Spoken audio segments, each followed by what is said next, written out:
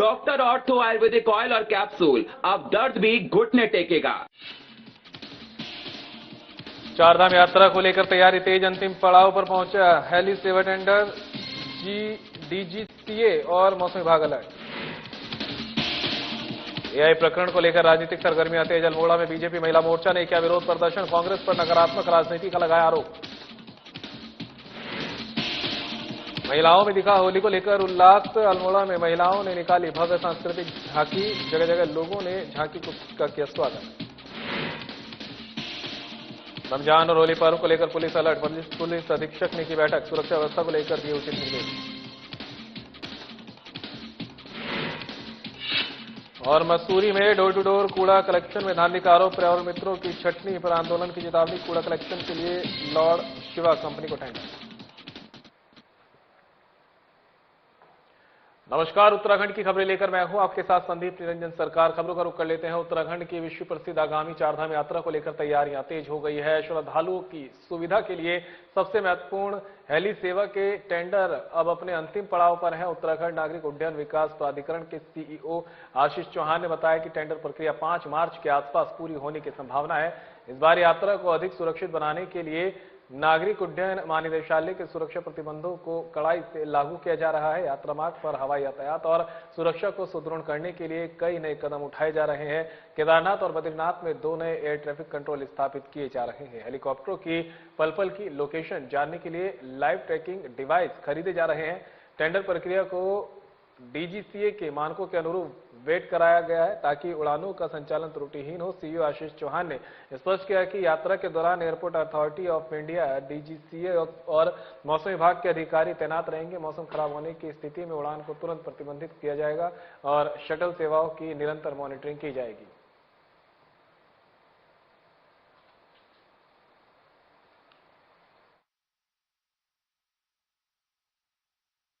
कि जो हमारा टेंडर है वो अपना फाइनल स्टेज में और 5 मार्च के आसपास ओपन होने की संभावना है। और इसमें जो डीजीसीए के रेस्ट्रिक्शंस थे उन्हीं को फॉलो करते हुए हम लोगों ने उसको सिक्योरिटी एस्पेक्ट पे वेट भी करवाया डीजीसीए से। और मैं अपेक्षा करता हूं कि बेहतर तरीके से फ्लाइंग हमारी हो पाएगी। साथ ही हमारे जो एटीसी 2 नए एस्टेब्लिश होने, केदारनाथ जी, बद्रीनाथ जी, उसमें भी हम प्रयास करें। लाइव ट्रैकिंग के लिए डिवाइसेस का भी टेंडर हमारा ऑनगोइंग है। साथ ही जो हमारा कॉमन ग्राउंड हैंडलिंग से रिलेटेड वर्क किए जाने या नए एडिशनल स्टाफ को लगाना, तो मल्टीपल टेंडर हम लोग उसमें कर रहे हैं। और इंस्टॉलेशन ऑफ सीलोमीटर और इस तरीके की जो डिवाइसेज हैं जिनसे हमें मौसम की बेहतर सूचना मिलेगी, वो सारी चीजें भी हमारी पाइपलाइन में। एआई इंपैक्ट समिट प्रकरण को लेकर राजनीतिक सरगर्मियां तेज हो गई हैं। कांग्रेस के कथित कृत्य के विरोध में आज बीजेपी महिला मोर्चा ने अल्मोड़ा की सड़कों पर उतरकर जबरदस्त प्रदर्शन किया। महिला कार्यकर्ताओं ने कांग्रेस के खिलाफ नारेबाजी करते हुए अपना आक्रोश व्यक्त किया और इसे देवभूमि की संस्कृति के खिलाफ बताया। विरोध कार्यक्रम का मुख्य केंद्र नगर का चौघानपाटा स्थित गांधी पार्क रहा। यहां महिला मोर्चा की कार्यकर्ताओं ने एकत्रित होकर कांग्रेस की नीतियों और हालिया घटनाक्रम के विरोध में जमकर प्रदर्शन किया। प्रदर्शन के दौरान महिलाओं ने एक स्वर में कहा कि कांग्रेस का ये कृत्य बर्दाश्त करने योग्य नहीं है और इसके लिए उन्हें जनता से माफी मांगनी चाहिए। प्रदर्शनकारियों ने साफ किया कि एआई इंपैक्ट समिट से जुड़े घटनाक्रम ने कांग्रेस के असली चेहरे को उजागर कर दिया है। महिला मोर्चा नारी शक्ति के अपमान और कांग्रेस की नकारात्मक राजनीति का मुंहतोड़ जवाब देगा। आज का ये प्रदर्शन केवल शुरुआत है।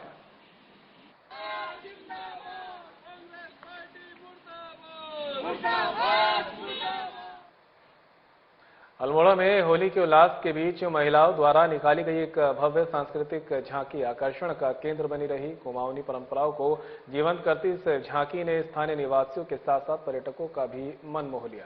झांकी के दौरान पूरा शहर होली के रंगों में रंगा नजर आया। वहीं महिलाएं कुमाऊनी पिछोड़ा और पारंपरिक आभूषणों में सजी धजी नजर आई। ढोल दमाऊ की ताप पर थिरकती महिलाओं और युवाओं ने वातावरण को पूरी तरह उत्सव के रंग में सराबोर कर दिया। झांकी में महिला होलियारों ने स्वांग नृत्य, होली गीतों की प्रस्तुति दी। झांकी मुख्य बाजार से होते हुए गुजरी, जहां जगह जगह लोगों ने पुष्प वर्षा कर झांकी का स्वागत किया। स्थानीय निवासियों का कहना है कि इस तरह के आयोजनों से हमारी पौराणिक संस्कृति को नई पीढ़ी तक पहुंचाने में मदद मिलती है। झांकी के समापन पर अबीर गुलाल उड़ाकर सभी ने एक दूसरे को होली की शुभकामनाएं दी।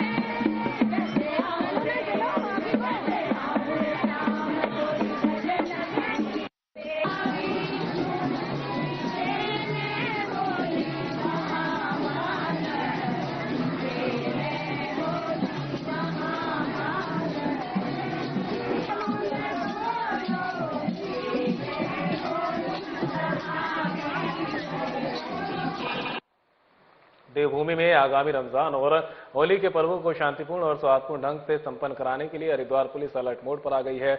वरिष्ठ पुलिस अधीक्षक नवनीत सिंह ने जनपद के सभी थानाध्यक्षों और कोतवाली प्रभारियों के साथ बैठक कर सुरक्षा व्यवस्था को लेकर सख्त दिशा निर्देश जारी किए हैं। एसएसपी ने स्पष्ट किया कि त्योहारों के दौरान कानून व्यवस्था बिगाड़ने वाले तत्वों से कोई समझौता नहीं किया जाएगा। उन्होंने सभी प्रभारियों को अपने अपने क्षेत्र में सक्रियता बढ़ाने और खुफिया तंत्र को मजबूत करने के निर्देश दिए। हुड़दंग मचाने वाले, सोशल मीडिया पर अफवाह फैलाने वाले और सांप्रदायिक सौहार्द बिगाड़ने वालों के खिलाफ तत्काल कठोर कार्रवाई की जाए। संवेदनशील इलाकों में पुलिस बल के साथ नियमित फ्लैग मार्च निकाला जाए ताकि आम जनता में सुरक्षा का भाव बना रहे। एसएसपी नवनीत सिंह ने साइबर सेल को भी सक्रिय रहने के निर्देश दिए। उन्होंने चेतावनी दी कि किसी भी प्रकार की भड़काऊ पोस्ट साझा करने वाले व्यक्ति पर पुलिस की पैनी नजर है और दोषी पाए जाने पर जेल की हवा खानी पड़ सकती है। होली और रमजान भाईचारे के त्योहार हैं। हरिद्वार पुलिस ये सुनिश्चित करेगी कि हर नागरिक सुरक्षित महसूस करे। शांति व्यवस्था में खलल डालने वालों पर सख्त कानूनी शिकंजा कसा जाएगा।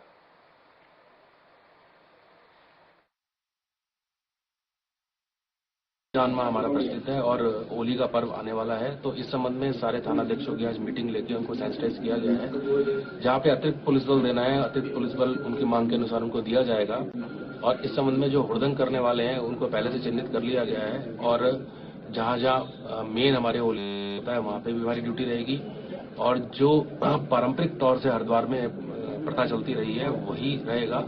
और आपके माध्यम से ये बताना चाहूंगा कि किसी भी प्रकार का हुड़दंग जो है वो उसको बिल्कुल भी बियर नहीं किया जाएगा। और अगर कोई हुड़दंग करने का प्रयास करता है या सामाजिक सौहार्द खराब करने का प्रयास करता है तो कठोरतम कार्रवाई उसके विरुद्ध की जाएगी। और अभी रमजान का माह चल रहा है, इसका तो अपना त्योहार सब अच्छे से हंसी खुशी परिवार मित्रों संग मनाएं। लेकिन कोई अगर सामाजिक सौहार्द खराब करता है तो निश्चित तौर पर मैं आपको बता रहा हूँ कि उसके खिलाफ हम प्रॉपर विधिक कार्रवाई। पूर्व नगर पालिका अध्यक्ष अनुज गुप्ता ने नगर पालिका पर डोर टू डोर कूड़ा कलेक्शन में धांधली का गंभीर आरोप लगाया। साथ ही जनता को राहत देने के बजाय बिना गजट नोटिफिकेशन के देरी बढ़ाने और पर्यावरण मित्रों की छटनी करने पर आंदोलन की चेतावनी दी।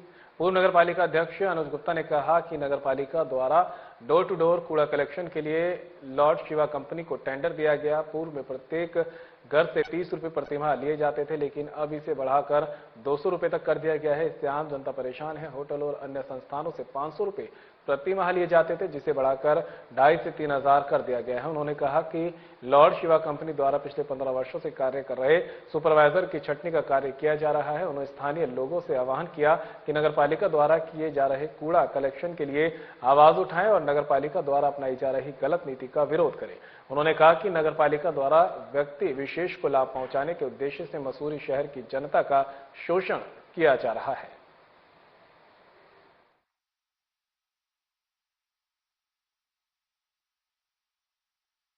पालिका परिषद मसूरी बिल्कुल भ्रष्टाचार में डूब चुकी है। अभी मुझे सूत्रों से पता लगा, एक हमारा भाई अभी हमें बता रहा था कि जो door to door lord Shiva company जो मसूरी में आई है, महाराष्ट्र की कंपनी, वो लोगों से 200 रुपए हर घर से कलेक्ट कर रही है। मैं साफ नगर पालिका को बताना चाहता हूं और मसूरी के लोगों को बताना चाहता हूं कि जो गजट नोटिफिकेशन है वो 30 रुपए का, एक गरीब घर जो होगा वो 30 रुपए देगा और एक जो मीडियम जो एक नॉर्मल घर होगा वो 50 रुपए देगा। और जो बड़े हाउस होल्ड होंगे जैसे बिरला हाउस है या इस तरह की जो कोठियां होंगी वो 200 रुपए देंगे। लेकिन जब नगर पालिका इतना भ्रष्टाचार में डूब चुकी है कि वो प्रत्येक एक आम आदमी से, एक गरीब आदमी से भी 200 रुपए ले रही है, जिसकी की रिसीट मुझे एक ये मिली है, एक आम परिवार मसूरी का, और उससे 200 रुपए लिए गए। तो किस तरीके से नगर पालिका भ्रष्टाचार में डूब चुकी है। गजट नोटिफिकेशन के अगेंस्ट पैसे लेने, तो ये सवाल यह उठता है कि ये पैसे क्यों लिए जा रहे हैं और किसके लिए जा रहे हैं, किसके लिए लिए जा रहे हैं। आप 5,000 घर मसूरी में है, अगर आप 30 रुपए के हिसाब से लेते हो तो 1.5 लाख रुपए होता है। और आप अगर 5,000 घरों से आप अगर 200 रुपए लेते हैं तो 10 लाख रुपए लेते हैं। तो इतना बड़ा डिफरेंस ये किसके जेब में जा रहा है, ये एक सवाल उठता है। तो मैं यही निवेदन करूंगा नगर पालिका अध्यक्ष का, मसूरी की जनता का बेवकूफ बनाना बंद करें और जिस तरीके से लूट खसोट आपके द्वारा ये मचाई जा रही है इसको तुरंत बंद करें। एक तरफ आप बोलते हैं कि हमने तनख्वाह 15,000 कर दी और दूसरी तरफ आप 25 सुपरवाइजर्स को निकाल देते हैं। ये एक प्रश्न चिन्ह उठता है कि आप एक 10 लाख का टेंडर 25 लाख का करते हैं, उसके बाद उसमें छटनी करके जो वहां पे एम्प्लॉय, जो गरीब महिलाएं और जो मसूरी के एक बेरोजगार महिलाएं और जो यहाँ पे लोग लगे हुए हैं, आप उन्हें फिलहाल रुकेंगे ब्रेक के लिए, कहीं मत जाइएगा, जल्द होंगे हाजिर।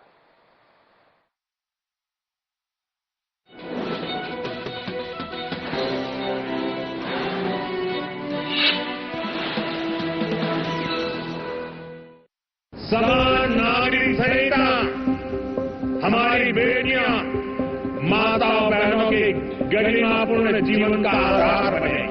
यूनिफॉर्म सिविल कोड से लोकतंत्र की स्पिरिट को मजबूती मिलेगी, संविधान की भावना मजबूत होगी, किसी से भेदभाव नहीं, हर कोई बराबर। प्रधानमंत्री श्री नरेंद्र मोदी जी की दूरदर्शी प्रेरणा और मुख्यमंत्री श्री पुष्कर सिंह धामी जी के सशक्त नेतृत्व में उत्तराखंड ने इतिहास रचते हुए देश का पहला राज्य बनने का गौरव प्राप्त किया, जहां समान नागरिक संहिता यानी यूनिफॉर्म सिविल कोड को प्रभावी रूप से लागू किया गया है। ये पहल राज्य में संवैधानिक मूल्यों को सुदृढ़ करते हुए समानता, सामाजिक समरसता और महिला सशक्तिकरण की दिशा में एक दूरदर्शी और प्रभावी कदम के रूप में स्थापित हुई है। इस ऐतिहासिक कानून के सफल क्रियान्वयन का 1 वर्ष पूर्ण होने पर उत्तराखंड सुशासन, समान अधिकार और जन विश्वास की उस यात्रा का उत्सव मना रहा है जो एक संकल्प से शुरू होकर अब एक व्यवस्था में परिवर्तित हो गई है।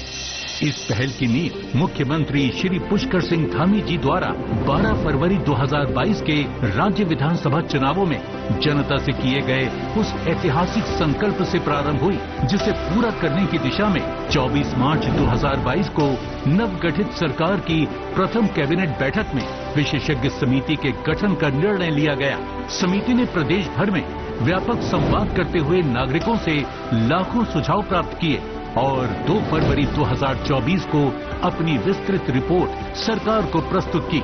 इसके आधार पर 12 मार्च 2024 को यूसीसी उत्तराखंड अधिनियम 2024 को विधिक स्वीकृति प्रदान की गई और 27 जनवरी 2025 को नियमावली के प्रभावी होने के साथ ये कानून प्रशासनिक और डिजिटल दोनों स्तरों पर पूर्णतः लागू हुआ। इस अधिनियम के अंतर्गत विवाह, वसीयत, तलाक, लिव इन रिलेशनशिप तथा विधिक उत्तराधिकारी घोषणाओं से संबंधित प्रावधानों में सभी नागरिकों के लिए समान और न्याय संगत व्यवस्था सुनिश्चित की गई है।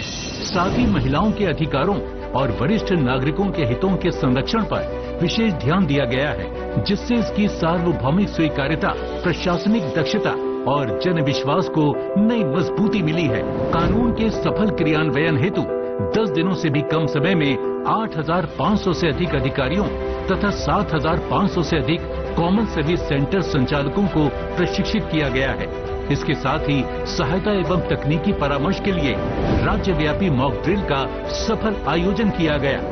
इसके परिणाम स्वरूप 1 वर्ष में राज्य पोर्टल पर लगभग 5 लाख आवेदन प्राप्त हुए, जिनमें से 96% का औसतन 5 दिनों से भी कम समय में निस्तारण हुआ।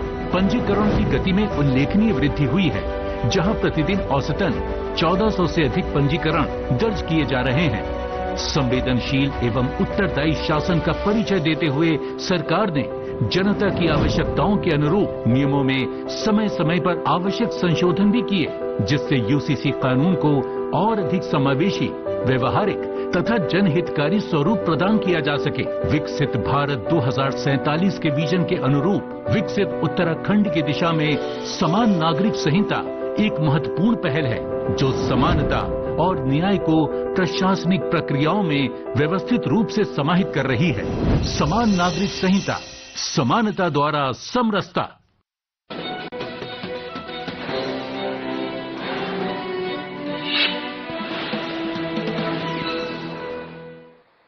ब्रेक के बाद आप सभी का एक बार फिर से स्वागत है। खबरों में आगे बढ़ते हैं। नैनीताल के धारी विकास खंड के निवासी महेंद्र सिंह बिष्ट ने यह साबित कर दिया कि यदि मेहनत के जज्बे को सही समय पर सरकारी सहयोग मिल जाए तो कोई भी सपना अधूरा नहीं रहता।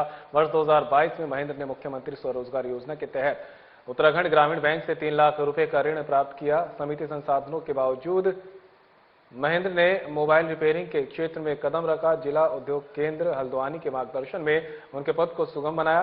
वर्तमान में महेंद्र सिंह बिष्ट के कारोबार का टर्नओवर 4 लाख रुपए तक पहुंच चुका है। महेंद्र बिष्ट ने बताया कि मुख्यमंत्री पुष्कर सिंह धामी के नेतृत्व में राज्य सरकार की जनकल्याणकारी नीतियां युवाओं के लिए वरदान साबित हो रही है। महेंद्र बिष्ट अपने क्षेत्र के युवाओं के लिए एक मिसाल बन चुके हैं। ये कहानी आत्मनिर्भर उत्तराखंड के संकल्प को जीवंत करती है।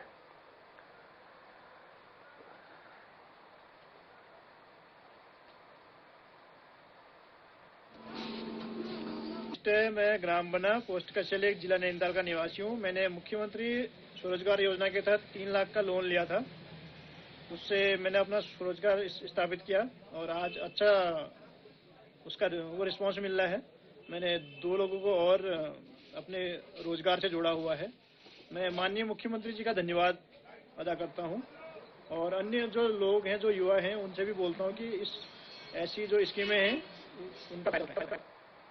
रुद्रपुर में हुए जघन्य गैंगरेप के सनसनीखेज मामले में पुलिस ने त्वरित कार्रवाई करते हुए 3 मुख्य आरोपियों को गिरफ्तार किया है, जबकि एक अन्य आरोपी पुलिस की निगरानी में उपचाराधीन है। मामले की जानकारी देते हुए एसएसपी अजय गणपति ने बताया कि पीड़िता की तहरीर के आधार पर थाना रुद्रपुर में मुकदमा दर्ज किया गया था। मामले की गंभीरता को देखते हुए विशेष टीमें गठित की गई। पुलिस ने वैज्ञानिक साक्ष्यों और सीसीटीवी फुटेज के आधार पर दबिश देकर मुख्य आरोपियों को धर दबोचा। आरोपियों की पहचान राजा रस्तोगी, विशाल गुप्ता, करण सिंह के रूप में हुई है। वहीं आरोपी अभय सक्सेना वर्तमान में अस्पताल में भर्ती है। स्वास्थ्य ठीक होते ही उसके खिलाफ कानूनी कार्रवाई की जाएगी। एसएसपी ने कहा कि महिला सुरक्षा से समझौता करने वालों को किसी भी कीमत पर बख्शा नहीं जाएगा। पुलिस प्रशासन दोषियों को कठोरतम सजा दिलाने के लिए प्रतिबद्ध है।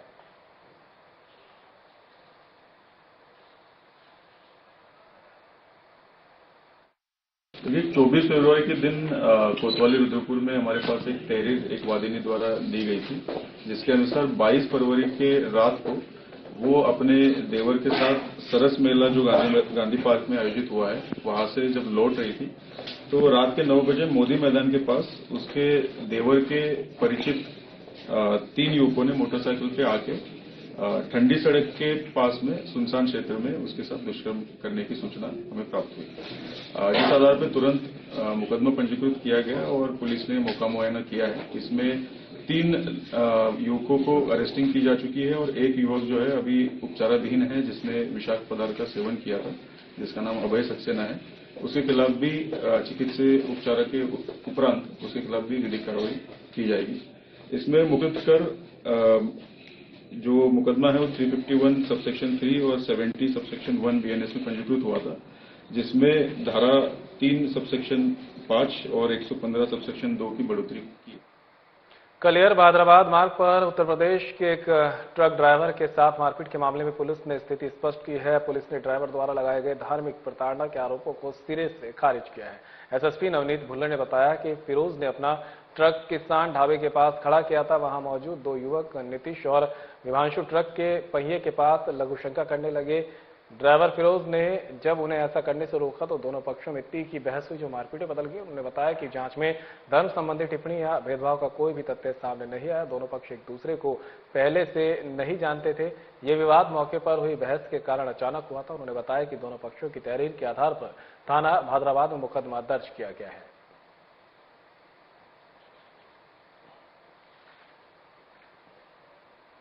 ये फिरोज आलम है, ये ट्रक खड़ा करके ढाबे पे खाना खाने आए थे। उसी वक्त वहाँ पे ये नीतीश पाल, विभांशु, इसके दोस्त अंकुर चांद, गौरव, ये भी खाना खा रहे थे और ढाबे पे, और इसमें एक ट्रक पार्क था। तो वहाँ पे जो है वो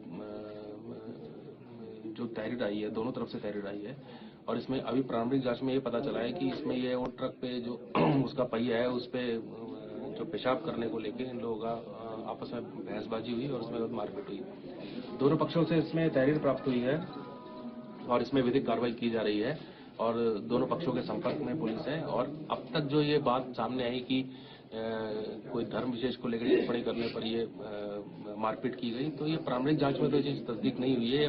गाड़ी खड़ी करने को लेकर, पेशाब करने को लेकर आपस में इनकी बातचीत हुई थी। दोनों पक्ष एक दूसरे को जानते भी नहीं थे। ये फर्स्ट टाइम मिले थे, तो ऐसा इनका कोई पुराना जान पहचान या रिकॉर्ड नहीं है। तो इस प्रकार की जो बात है ये दस्तयाब नहीं हुई है। हाँ, ये है कि वो जो उन्होंने ट्रक के टायर में पेशाब किया, इस बात को लेके दोनों में बहसबाजी हुई और उसके बाद मारपीट की। रुड़की में कानून व्यवस्था पर एक बार फिर गंभीर सवाल खड़े हो गए हैं। बता दें कि सिविल लाइन कोतवाली क्षेत्र के गांव बोल्डा निवासी युवक जमशेद अपने घर से किसी जरूरी काम के लिए निकला, तभी रास्ते में पहले से घात लगाए बैठे दबंग युवक ने उस पर अचानक हमला बोल दिया। दमथरी हालात में जमीन पर गिरने तक हमलावर लाठी डंडों से जमशेद को बेरहमी से पीटता रहा। पूरी वारदात पास में लगे सीसीटीवी कैमरे में कैद हो गई। फुटेज में साफ देखा जा सकता है कि किस तरह खुलेआम कानून को चुनौती देते हुए युवक को निशाना बनाया गया। स्थानीय लोगों का कहना है कि अपराधियों के हौसले इस कदर बुलंद हो चुके हैं कि अब वे कैमरों से भी नहीं डरते। पीड़ित युवक को गंभीर हालत में अस्पताल में भर्ती कराया गया। घायल युवक के भाई जब्बार का कहना है कि उनके भाई को गंभीर चोटें आई है, जिसका इलाज चल रहा है। पीड़ित का मेडिकल कराया गया है और पुलिस को तहरीर दी गई। परिजनों ने आरोपियों के खिलाफ सख्त कार्रवाई की मांग की है।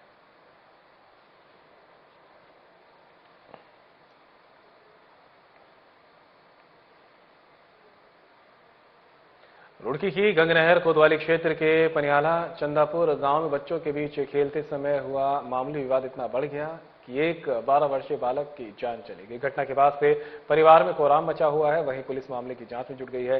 गंगनगर कोतवाली क्षेत्र के पनियाला चंदापुर गांव में बच्चे खेल रहे थे। इसी दौरान बच्चों के बीच किसी बात को लेकर विवाद हो गया। आरोप है कि विवाद बढ़ने पर गांव के ही एक नाबालिग ने दूसरे के सिर पर पीछे से डंडा मार दिया। गंभीर चोट लगने से वो मौके पर ही बेहोश होकर गिर पड़ा।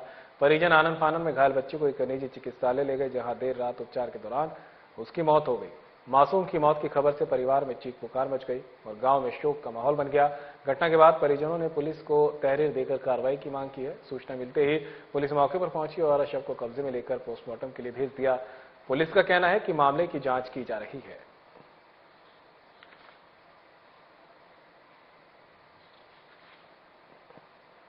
खेलने गया था और भी बच्चे खेल रहे थे वहां से आस पड़ोस के, तो उनमें कुछ बोलचाल हो गया आपस में। तो बोलचाल तो बंद होगी, फिर वो हमारा बच्चा खेल में लग गया और उसने पीछे से हमला कर दिया उसको। बहुत तगड़े डंडे से सिर छेद दिया उसका, जिससे उसके दिमाग की नसें फट गई। भी कराया लेकिन सफलता नहीं मिली। तो क्या बोलते, ये तो बच्चे की सोची समझी साजिश है इसमें, और क्या है। वो पहले से उससे खुद तक रखते होंगे। नहीं, जब बात खत्म होगी तो फिर उसे ऐसा नहीं करना चाहिए था। दूसरे के 15-16 साल, इसके 12 साल। तो इवनिंग का मामला ये बताया जा रहा है। दो बच्चे जो पड़ोस में ही वो आपस में खेल रहे थे। खेल के दौरान झगड़ा हुआ या खेल खेल में हुआ, एक बच्चे ने दूसरे बच्चे के सर पे डंडे से मारा। ये तथ्य सामने आए। बिना किसी को सूचना दिए परिजन बच्चे को हॉस्पिटलाइज किए। रात भर ट्रीटमेंट चला, तो अगली मॉर्निंग शायद ड्यूरिंग ट्रीटमेंट उसकी डेथ हो गई। तो ये सूचना हॉस्पिटल के माध्यम से हम तक पहुंची थी। जैसे पुलिस तक की सूचना पहुंची, एक अभियोग पंजीकृत किया गया। बच्चे का पंचायतनामा पोस्टमार्टम की कार्रवाई हुई और आगे उसमें लीगल कार्रवाई चल रही। सर, इसमें जो ये मामला हुआ इसमें नाबालिग बताया जा रहा है। वहाँ बच्चा जो मृतक है वो भी नाबालिग है और शायद जिसपे आरोप है वो भी नाबालिग। मुकदमा पंजीकृत हुआ। सांस्कृतिक नगरी अल्मोड़ा के युवाओं और उभरते क्रिकेटरों के लिए एक उत्साहजनक खबर है। नगर के लोअर माल रोड स्थित मॉडल फील्ड को अब रात्रिकालीन क्रिकेट और आधुनिक अभ्यास सुविधाओं से लैस किया जा रहा है। पूर्व दर्जा मंत्री और वर्तमान जिलाधिकारी के संयुक्त प्रयासों से इस मैदान का कायाकल्प होने जा रहा है, जिससे स्थानीय खिलाड़ियों को अपनी प्रतिभा निखारने के लिए बेहतरीन मंच मिलेगा। मैदान में हाई मास्ट लाइटों की व्यवस्था की जा रही है, जिससे अब खिलाड़ी दिन के साथ साथ रात में भी क्रिकेट का आनंद ले सकेंगे और अभ्यास कर सकेंगे। खिलाड़ियों को बेहतर ट्रेनिंग देने के लिए मैदान में सुविधाओं से युक्त नेट और पिच तैयार की जा रही है। इस परियोजना को धरातल पर उतारने में पूर्व दर्जा मंत्री के विजन और जिलाधिकारी की प्रशासनिक सक्रियता की अहम भूमिका रही। खेल सुविधाओं के अभाव को देखते हुए किए गए इन प्रयासों की नगरवासियों और खेल संघों ने सराहना की है। मॉडल फील्ड में रात्रिकालीन क्रिकेट की सुविधा मिलने से अल्मोड़ा में खेल संस्कृति को नई ऊंचाई मिलेगी। ये मैदान भविष्य के सितारे तैयार करने में मील का पत्थर साबित होगा।